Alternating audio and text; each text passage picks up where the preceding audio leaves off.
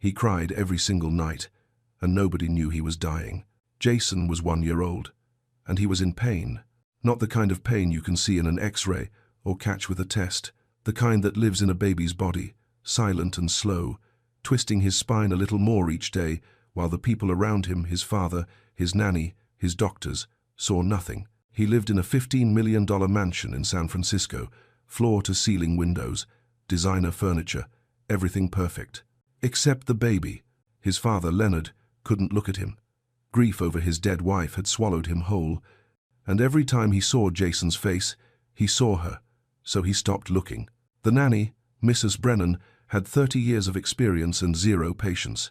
To her, Jason's crying was just noise, something to manage, something to ignore. The pediatrician had been called, once, maybe twice, but no one followed up. And Jason, he kept crying, kept hurting, kept waiting for someone to notice. Then Tracy walked in. She wasn't supposed to see anything. She was just there to clean, stay quiet, stay invisible. She had a sick son at home and bills she couldn't pay. She needed this job more than she needed to be right.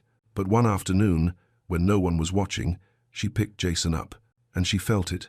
Something wrong, something terrible. Then she saw the mark on his leg, and everything made sense. But knowing the truth and speaking it, those are two very different things. Especially when the people who don't want to hear it have all the power, and you have nothing but your voice. Before we begin, like this video, hit subscribe, and tell me where in the world you're watching from, because sometimes the people who see the truth aren't the ones with the most power, they're the ones who care enough to look. Tracy's first morning started the way most of her mornings did, early, tired, and worried about money.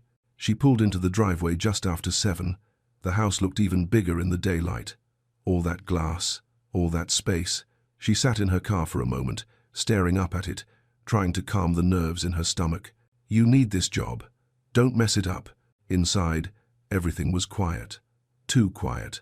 The kind of silence that feels like it's waiting for something to break. She started in the kitchen, wiping down counters that were already spotless. Then, the living room, the windows. Moving carefully, trying not to make too much noise. That's when she heard it. Crying, soft at first, coming from somewhere upstairs. Tracy paused, her hand still on the window she'd been cleaning. She listened. The crying didn't stop. It wasn't loud. It wasn't angry.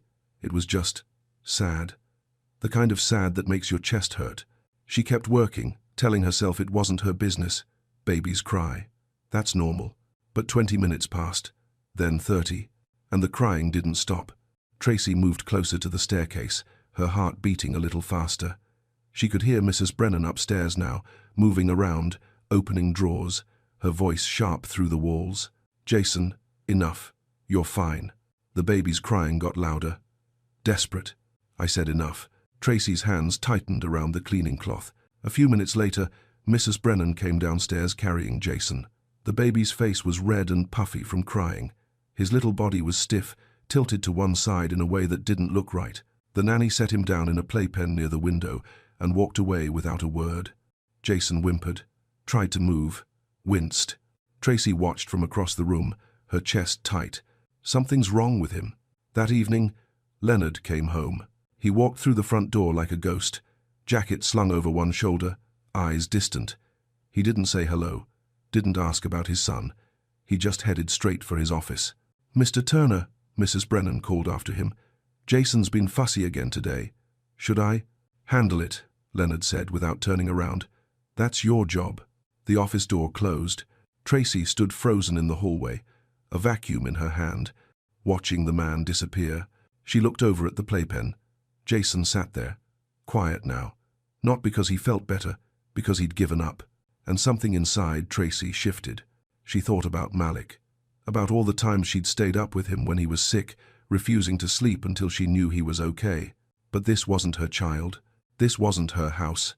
And if she stepped out of line, the crying started again. Louder this time. Mrs. Brennan sighed from the kitchen, pulled out her earbuds, and started walking toward the playpen. Tracy watched her pick Jason up, not gently, not carefully, just efficiently, like he was laundry that needed folding. You're going to bed early tonight, the nanny muttered. I've had enough of this. She carried him upstairs. The crying continued, muffled now, behind a closed door. Tracy stood at the bottom of the stairs, her heart pounding in her ears. She shouldn't follow. She shouldn't care. She shouldn't risk everything for a baby that wasn't hers. But her feet were already moving. One step, then another.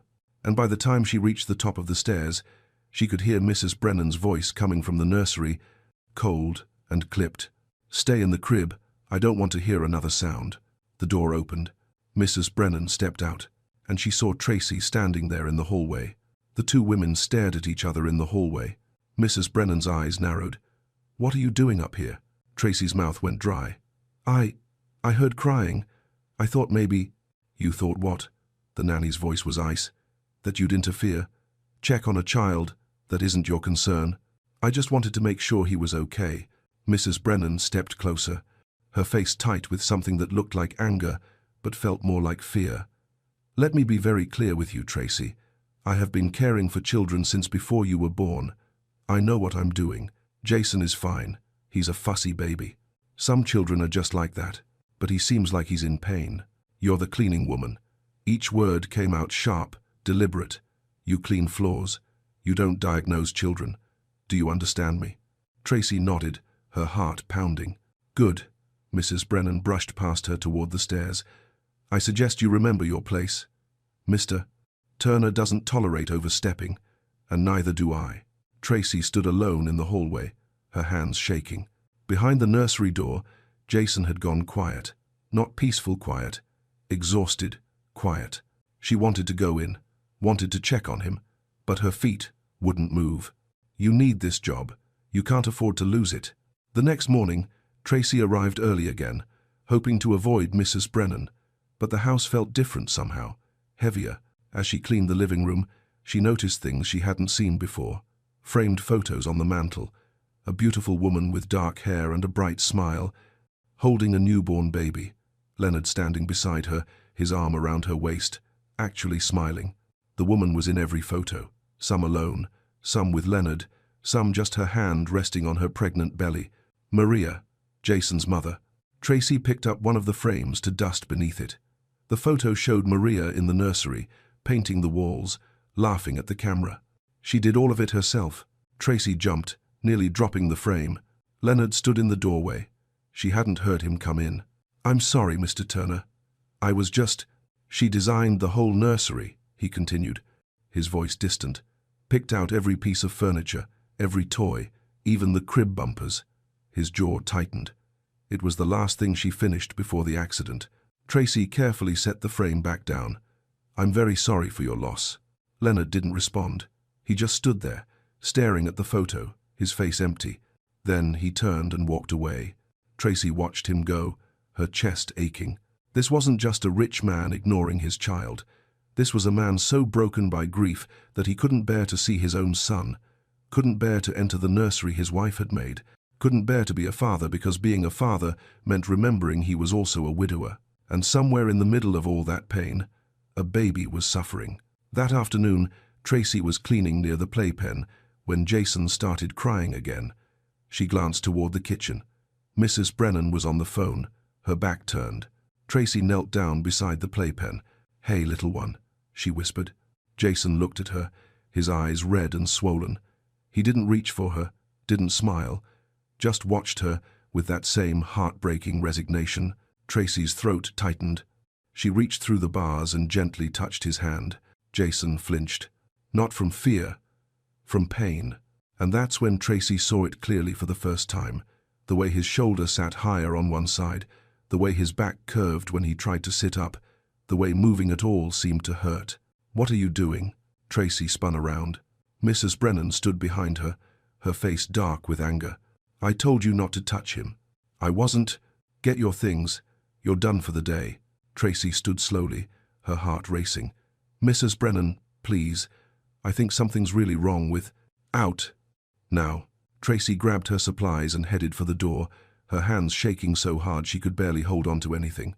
But as she reached her car, she looked back at the house, at the windows, the perfection, the wealth, and somewhere inside, a baby crying that no one wanted to hear. Tracy sat in her car, gripping the steering wheel. She thought about Malik waiting for her at home, about her mama, about the bills on her kitchen counter, about everything she'd lose if she pushed this. Then she thought about Jason's eyes, and she knew she was already in too deep to walk away. Day 3. Tracy almost didn't come back, but she needed the money, so she showed up. Mrs. Brennan met her at the door. Main floor only today. Stay downstairs. Yes, ma'am. The nanny went upstairs with Jason, and within minutes, the crying started. Tracy scrubbed the kitchen counters, trying to ignore it, but the sound wouldn't stop. 20 minutes, 30, 45. She could hear Mrs. Brennan moving around upstairs, completely unfazed. Jason, enough. You're fine. But he wasn't fine. Tracy gripped the sponge tighter, her chest burning. Around noon, Mrs. Brennan grabbed her purse. I'm going out for lunch. Don't go upstairs. The door closed. Tracy stood alone in the quiet house, her heart pounding. She knew she shouldn't, but she couldn't stop herself. She climbed the stairs, pushed open the nursery door, and stepped inside. Jason lay in his crib, awake, staring at nothing. His face was red and swollen, his body curved to the side in a way that made her stomach twist. Tracy knelt beside him. Hey, baby. He looked at her with those tired, heartbroken eyes. She pulled out her phone and searched. Baby won't sit straight. Infant spinal problems. The results made her hands shake. If caught early, treatable. If left untreated, permanent damage. She heard the front door open downstairs. Tracy jumped up, slipped out of the nursery, and rushed back to the kitchen just as Mrs. Brennan walked in. The nanny's eyes narrowed. Where were you? Finishing the living room, Tracy said, forcing her voice steady. Mrs. Brennan didn't look convinced. That evening, Leonard came home. Tracy was cleaning the entryway when he walked past her, phone pressed to his ear. She took a breath. Mr. Turner? He stopped, irritation flashing across his face. What?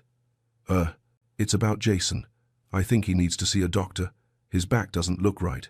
Mrs. Brennan handles Jason's care. Leonard cut her off, his voice cold. She's been doing this for 30 years. If something was wrong, she'd know. But what if she's missing something? Tracy. He stepped closer, his jaw tight. You're not paid to diagnose my son. You're paid to clean. Do your job, or I'll find someone who will. He walked away. Tracy stood there, her throat burning, tears stinging her eyes. She was nobody, just the help. And he was a man with all the power in the world. That night, she sat at her kitchen table, staring at her phone.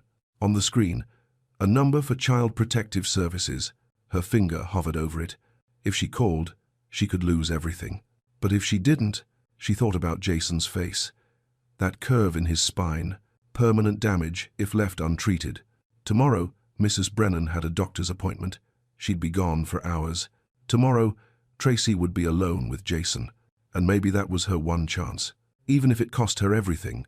Her phone buzzed. A text from Malik's school. Reminder. Medication, refill needed by Friday. Tracy closed her eyes. She couldn't afford to lose this job. But she couldn't afford to stay silent either. Tomorrow, she'd have to choose. Friday morning, Mrs. Brennan was waiting by the door when Tracy arrived. I have an appointment. I'll be back in 2 hours, maybe 3. Tracy's pulse quickened. Should I? Jason's in his playpen. Keep him there. Don't pick him up. Don't feed him. Just leave him alone and do your work. The nanny's eyes were sharp. Are we clear? Yes, ma'am. The door closed. Silence. Tracy stood in the entryway, her heart pounding in her ears. She was alone. With Jason. For the first time all week, she could actually help him, actually see what was wrong. But Mrs. Brennan's warning echoed in her head. Don't touch him. Tracy walked into the living room. Jason sat in the playpen, quiet, his small body tilted to the side. When he saw her, he didn't smile, didn't cry, just watched her with those sad, knowing eyes. She knelt beside the playpen. Hey, sweetheart. Jason blinked slowly. Tracy's hands trembled. I'm going to help you, okay? I promise. She lifted him carefully out of the playpen. The second her hands touched him, she felt it. His body was rigid, tense, like every muscle was bracing for pain. Oh, baby, she whispered, cradling him close. What's been happening to you? She carried him upstairs to the nursery. Her heart hammered with every step. Inside, she laid him gently on the changing table and began examining him the way she'd learned years ago during her nursing assistant training. His spine curved when he lay flat, his left shoulder sat higher than his right, and when she carefully tried to straighten him, he whimpered. Tracy's throat tightened. "I'm sorry. I'm so sorry." She looked at the crib. The expensive bumpers, the designer bedding, everything Maria had chosen before she died. Then she noticed it. One section of the bumper had come loose from its ties. It was bunched up thick on the left side, creating a wall. Tracy's breath caught. If a baby slept against that every night, his body would have to curve to fit. His leg would press against it for hours, months. She lifted Jason again and gently examined his left leg. There, just above the ankle, a dark mark, deep, old, the kind that comes from constant pressure over time. Tracy's hands shook as the pieces fell into place. This baby had been sleeping in the same twisted position for months, and his soft, growing bones had been adapting, curving, compensating. "Oh God," she breathed. "Nobody's been checking on you at night." She pulled out her phone with trembling fingers and started taking photos. The crib, the bunched bumper, Jason's curved spine, the mark on his leg. Evidence. She heard a car door slam outside. Tracy's heart stopped. She looked out the window. Mrs. Brennan was back early. Tracy quickly put Jason back in the playpen, shoved her phone in her pocket, and grabbed her cleaning supplies. The front door opened. "Tracy." Mrs. Brennan's voice was cold. "I'm here," Tracy called out, her voice shaking. The nanny appeared in the doorway, her eyes scanning the room. Then they landed on Jason. He was facing the wrong direction in the playpen. Mrs. Brennan's face darkened. "You touched him. I told you not to touch him." She stepped closer, her voice dropping to something dangerous. "What were you doing up here?" Tracy's mind raced. "I heard him crying." "Lying won't help you." Mrs. Brennan pulled out her phone. "I'm calling Mr. Turner. You're done." "Wait." "No. You've crossed the line for the last time." Tracy stood frozen as the nanny dialed. In her pocket, her phone felt like it was burning a hole through her jeans. She had the evidence. She had proof. But in 30 seconds, Leonard Turner was going to fire her. And once she was gone, no one would ever look at that crib again. No one would ever see what she saw. Jason would keep sleeping in that position, keep crying in pain, until the damage became permanent. Tracy's hands curled into fists. She had one choice left, and she had about 10 seconds to make it. "Mr. Turner? It's Mrs. Brennan. We have a problem." Tracy watched the nanny pace the living room, phone pressed to her ear. "The cleaning woman has been interfering with Jason. I've warned her multiple times, but she won't listen. She was upstairs in the nursery when I explicitly told her not to be." Silence. Then Mrs. Brennan's voice turned colder. "I think it's best if we let her go. Today." Tracy's stomach dropped. Mrs. Brennan hung up. "Mr. Turner will be home in 20 minutes. You can wait outside." "Please," Tracy said quietly. "Just let me explain." "There's nothing to explain. You don't follow instructions. You overstep. And frankly, I don't trust you." The nanny walked away, leaving Tracy standing alone in the middle of the house. 20 minutes. That's all she had. Tracy looked at Jason in the playpen. He was watching her, his eyes tired and sad. Her hands shook as she pulled out her phone and opened the photos she'd taken. The crib, the bunched bumper, the mark on Jason's leg. It wasn't enough. She needed more. She needed someone to believe her. Quickly, she opened her browser and searched. "Free legal help, low-income families." A number popped up. "Legal aid clinic." She dialed. "Legal aid services. How can I help you?" Tracy's voice trembled. "I need help. I work as a maid, and the baby in the house is being hurt. Not on purpose, but no one's seeing it. I have photos, but I'm about to lose my job, and I don't know what to do." The woman on the other end was calm. "Okay. Tell me what you've seen." Tracy explained everything. The crying, the curved spine, the crib bumper, the mark on Jason's leg. "Do you have medical documentation?" the woman asked. "No. I'm just the cleaning woman. I can't take him to a doctor without permission." "Then the photos help, but they're not enough to file a protective order. We'd need a doctor to confirm what you're seeing." Tracy's heart sank. "So I can't do anything?" "You can report it to Child Protective Services. They can investigate. But I need to be honest with you, without medical proof, and with the family having resources for lawyers, this could be difficult." What if I just took him to a hospital? Without parental consent? That's custodial interference. You could be arrested. Tracy closed her eyes. So, I'm supposed to just watch him suffer? The woman paused. I didn't say that. I'm saying you need to be prepared for what might happen if you act. This family has power. You don't. That's the reality. Tracy heard a car pull into the driveway. I have to go, she whispered. She hung up just as Leonard walked through the door. He looked exhausted, angry, broken. Mrs. Brennan appeared immediately. Mr. Turner, thank you for coming. As I mentioned, Tracy has repeatedly. I know what you said. Leonard's voice was flat. He turned to Tracy. Is it true? You went into the nursery after being told not to? Tracy's throat was tight. Yes. Why? Because your son is in pain, and no one's listening to him. Leonard's jaw clenched. Jason is fine. Mrs. Brennan has everything under control. He's not fine. Tracy's voice broke. His spine is curving. There's a mark on his leg from sleeping in the same position every night. The crib bumper is bunched up, and it's hurting him. Mrs. Brennan's face went red. That's absurd. It's the truth, Tracy said, her eyes locked on Leonard. And if you don't believe me, just look at him. Really, look at him. Leonard stared at her, his expression unreadable. Then he turned toward the playpen, walked over slowly, looked down at his son. Jason sat there, his little body tilted, his face tired and sad. For a long moment, Leonard just stared. Then he looked back at Tracy, his eyes filled with something she couldn't name. Get out, he said quietly. Tracy's heart shattered. Mr. Turner, I said get out.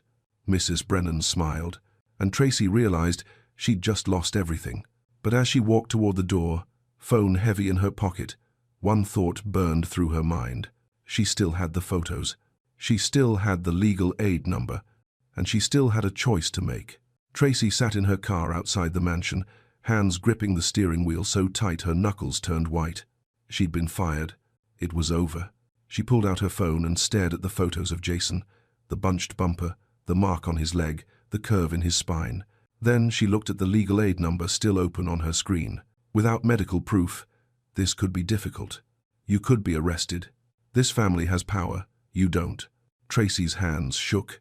She thought about Malik waiting for her at home, about her mama, about the bills she couldn't pay now that this job was gone. She thought about everything she'd just lost. Then she thought about Jason's eyes, and she made the call. Child Protective Services, how can I help you? Tracy's voice cracked.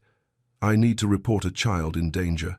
Inside the mansion, Leonard stood at the window, watching Tracy's car in the driveway. She's still out there, Mrs. Brennan said from behind him. Should I call security? Leonard didn't answer. He just stared. Mrs. Brennan crossed her arms. I told you she was trouble.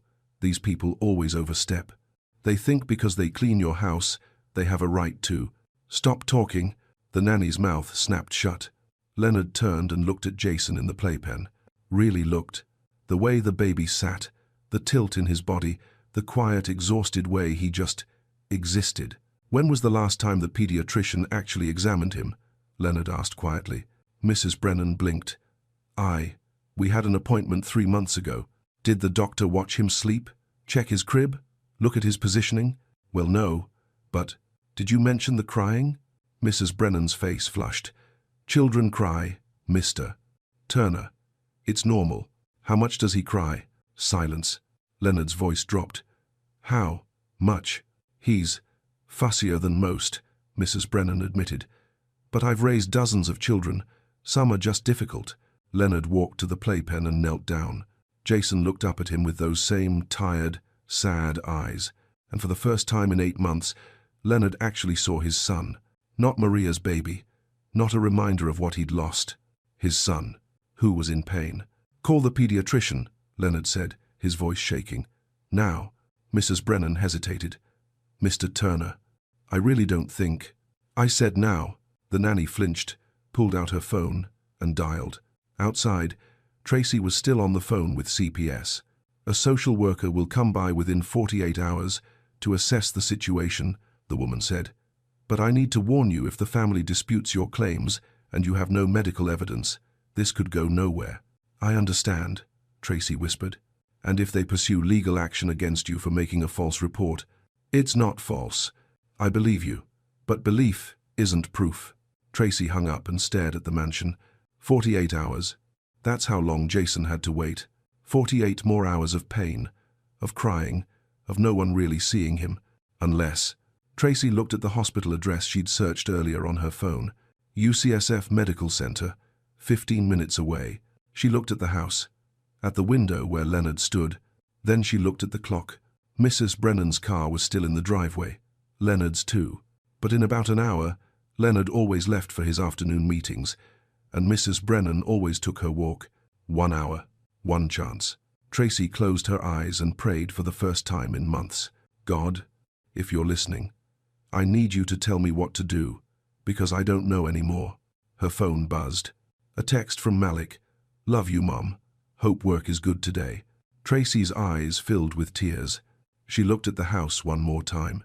And then she made a decision that would either save a child's life or destroy her own. Tracy didn't go back to the mansion that day. She went home, held Malik, tried to pretend everything was fine. But that night, she couldn't sleep. She kept seeing Jason's face, that curve in his spine, the mark on his leg that told a story no one else wanted to read. Saturday morning, Malik wanted to go to the park. Tracy watched him run across the grass, his body moving freely, naturally. No pain, no stiffness, just a healthy 6-year-old being a kid. Jason couldn't do that. Jason could barely sit without hurting.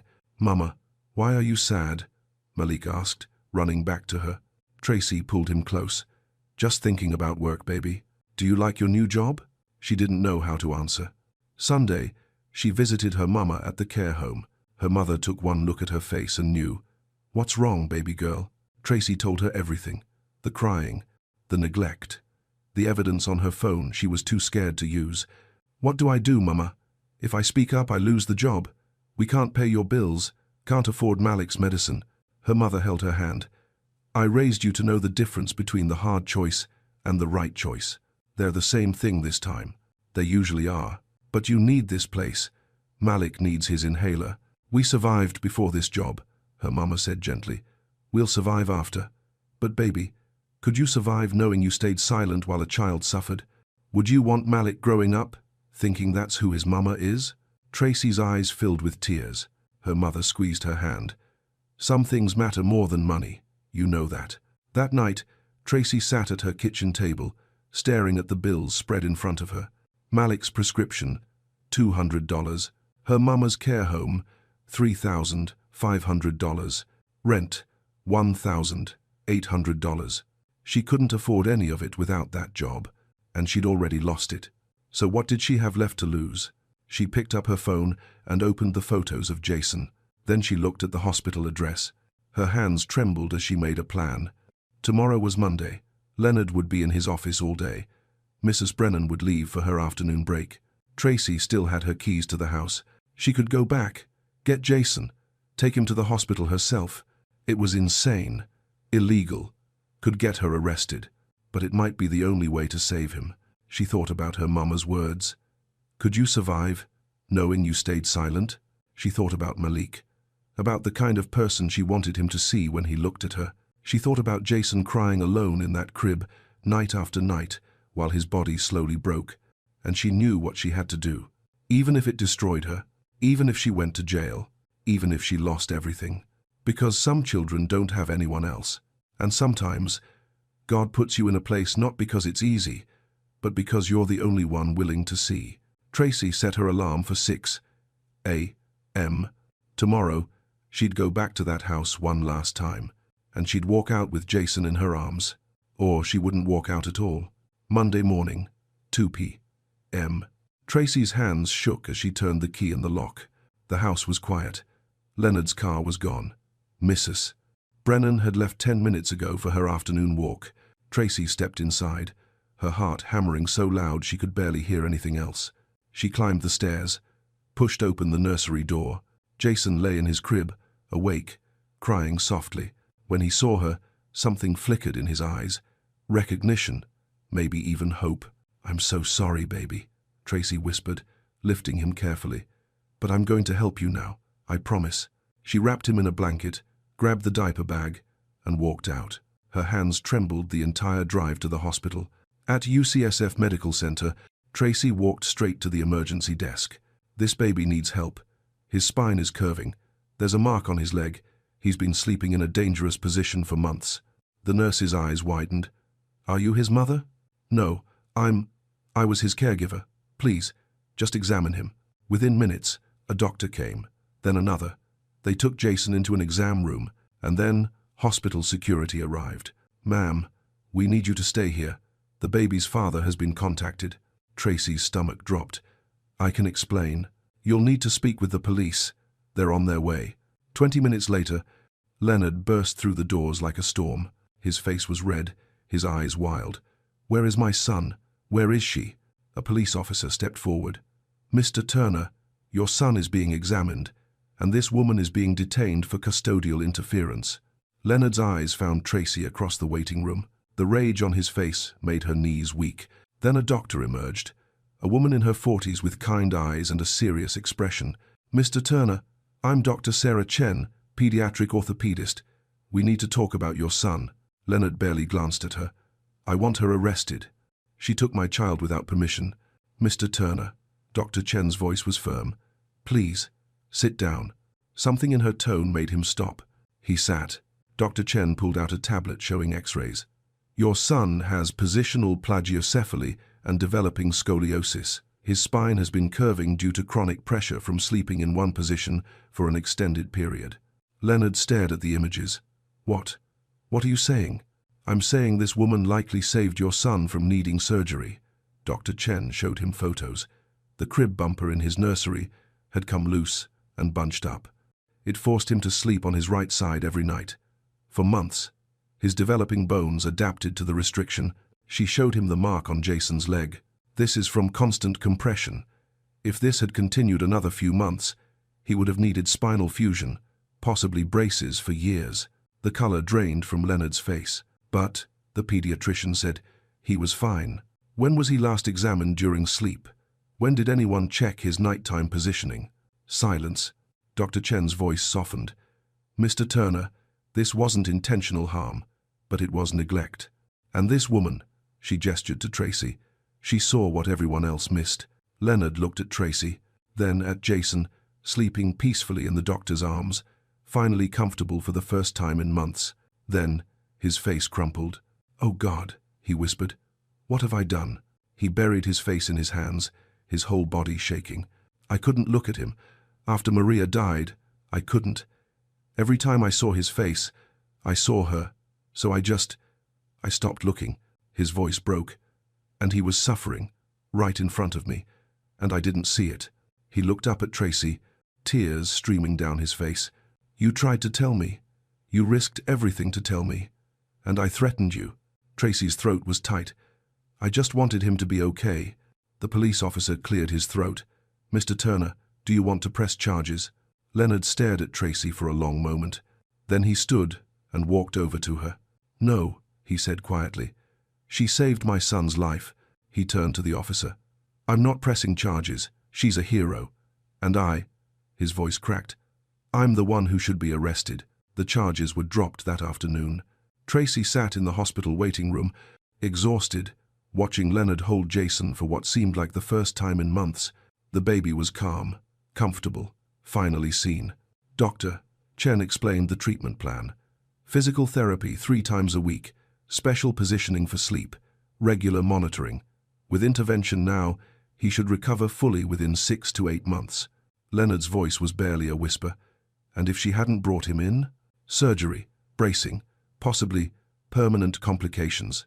He closed his eyes, his son sleeping peacefully against his chest. Later, Leonard found Tracy in the hallway. "I don't know how to apologize for what I did to you." Tracy shook her head. "You were drowning. I understand grief. I couldn't watch Jason drown with you." Leonard's eyes filled. "I fired you, threatened you, and you still saved him. He's a baby. He needed someone. He needed his father." Leonard's voice cracked, and I wasn't there.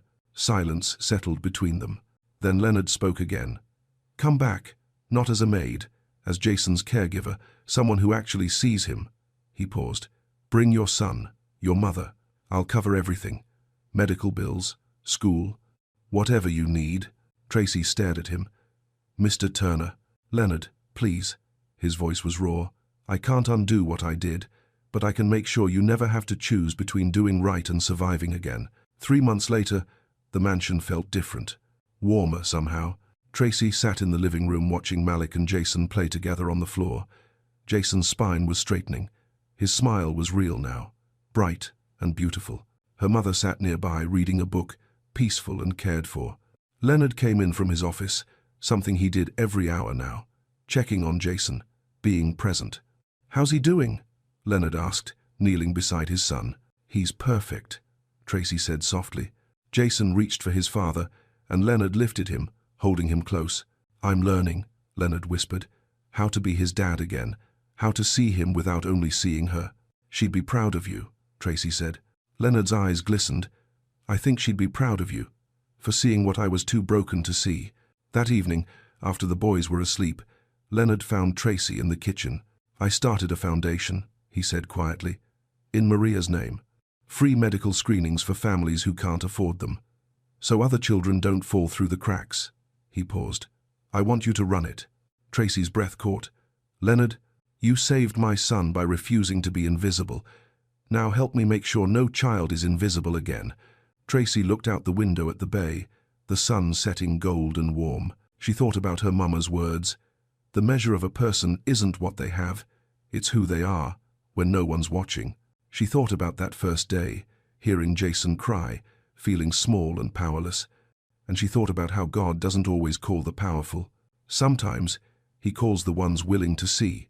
I'll do it, she whispered. Jason's laughter drifted from upstairs where Malik was reading him a story. And for the first time in a long time, the house didn't feel heavy. It felt like home. Sometimes the smallest voice carries the loudest truth. Sometimes the person with nothing has everything that matters. And sometimes, loving a child you didn't birth takes more courage than anything else in the world. If this story touched you, share it. Because somewhere, someone needs to hear it. Someone needs to know that speaking up even when you're scared, even when you're small, can change everything. Thank you for watching. And remember, you are seen, you are heard, and your voice matters more than you know.